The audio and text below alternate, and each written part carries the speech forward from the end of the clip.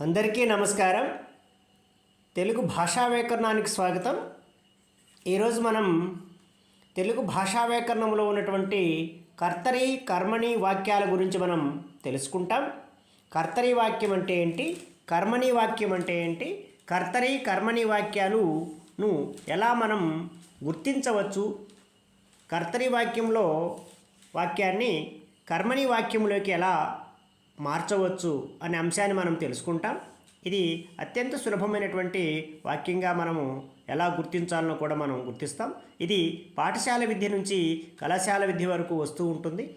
పాఠశాల స్థాయిలో కర్తరి వాక్యం వచ్చి కర్మణి వాక్యంలో ఉన్న వాక్యాన్ని గుర్తించమని అడుగుతూ ఉంటారు. ఇది పాఠశాల విద్యలో అత్యంత ముఖ్యమైనటువంటిది. ఈ అంశాన్ని ఈరోజు మనం తెలుసుకుంటాం. దీనికి కొంత నిడివి ఉంటుంది. సంపూర్ణంగా పూర్తిగా చూడండి. కర్తరి వాక్యము, కర్మణి వాక్యము. కర్తరి వాక్యం, కర్త ప్రధానంగా ఉన్న వాక్యాలు కర్తరి వాక్యాలు అంటారు. దీనిలో క్రియచే కర్త చెప్పబడుతుంది. ఈ వాక్యాన్ని ఆంగ్లంలో యాక్టివ్ వాయిస్ అంటారు. కర్తృవాచకం అంటే కర్తను తెలిపేది ప్రథమ విభక్తిలోను, కర్మవాచకం ద్వితీయ విభక్తిలోనూ ఉంటాయి. ఒక్కొక్కసారి విభక్తి ప్రత్యయాలు లేకుండా కూడా ఉంటాయి. దీనిలో సమాపక్రియ ఉంటుంది. కర్తరి వాక్యమా కర్మణి వాక్యమా అని సులభంగా గుర్తించుటకు క్రియను తీసుకొని ప్రశ్నిస్తే వచ్చేటటువంటి జవాబును మనం గుర్తించవచ్చు. ఉదాహరణకు, రాముడు రావణుని సంహరించెను. ఇక్కడ సంహరించెను అనేటువంటి క్రియను తీసుకొని ఎవరు సంహరించెను అని ప్రశ్నిస్తే జవాబు రాముడు అని మనకు వస్తుంది. ఇక్కడ రాముడు కర్త.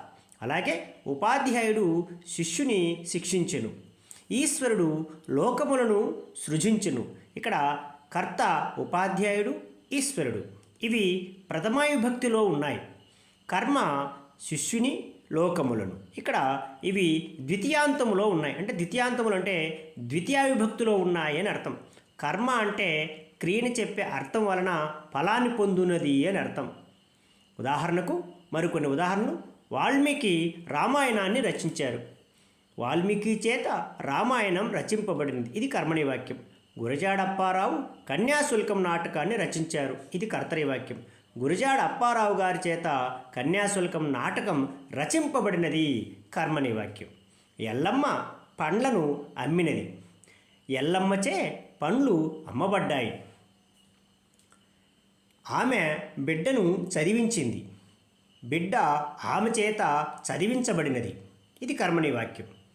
వారు పిల్లవాడిని కాపాడినారు. పిల్లవాడు వారి చేత కాపాడబడిను. అతడు కండక్టర్ ఉద్యోగం చేశాడు.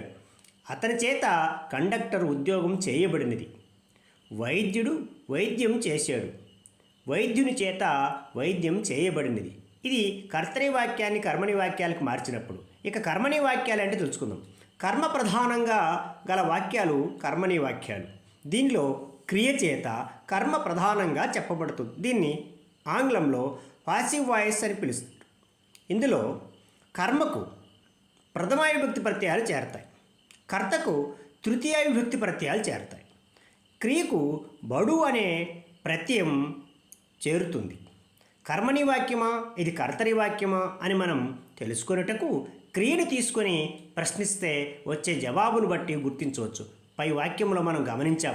ఉదాహరణకు, రావణుడు రాముని చేత సంహరింపబడెను. సంహరింపబడినది ఎవరు అని ప్రశ్నిస్తే రావణుడు అని అంటే కర్మ వాచకం తెలుస్తుంది. వానరుల చేత సేతువు కట్టబడెను. ఇక్కడ కర్త వానరులు, దీనిపై చేత అనేటువంటి తృతీయ విభక్తి చేరినది. కర్మ సేతు. మరికొన్ని ఉదాహరణలు. పోతన చేత భాగవతం రచింపబడింది. ఇది కర్మణి వాక్యం. పోతన భాగవతాన్ని రచించారు. ఇది కర్తరి వాక్యం. ఈ వాక్యాలు తెలుగు భాషకు సహజం కాదని, సంస్కృత ఆంగ్ల భాషా ప్రభావాల వల్ల తెలుగు భాషలోకి ప్రవేశించాయని భాషావేత్తల అభిప్రాయం. మరికొన్ని ఉదాహరణలు మనం పరిశీలిద్దాం. అర్జునుడి చేత మత్స్యయంత్రం ఛేదించబడినది. ఇది కర్మణి. అర్జునుడు మత్స్యయంత్రాన్ని ఛేదించాడు.